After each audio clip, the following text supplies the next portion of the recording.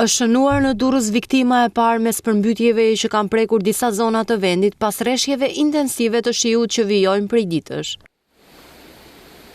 Një 54 vjeçar, i identifikuar si Astrid Hysenaj, u gjeti vdekur në kanalin e zonës së ish repartit ushtarak, pasi më herët ishte denoncuar i zhdukur. Dyshimet janë se ky shtetas është marrë nga rrjedha e ujit. Policia tha se e kishte nisur kërkimet për personin, pasi ishte raportuar nga familjarët se ai ishte larguar nga banesa. Për shkak të situatës që po kalon qyteti bregdetar në operacionin e kërkimit, u përfshin edhe polumbarët e forcës Renea, që arritin të gjenin trupin e Pajet.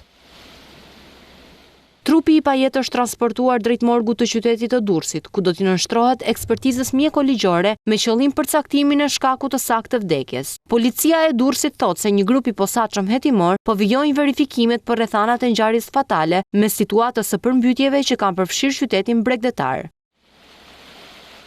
Javën e kaluar, të paktën 2 persona humbën jetën në Mate, Tiranë, pasi u morën nga rrjedha e lumenjve malor të zonave ku jetonin për shkak të rritjes së ndjeshme të prurjeve. Viktima u shënuan edhe gjatë përmbytjeve që përfshin vendin në muajin nëntor.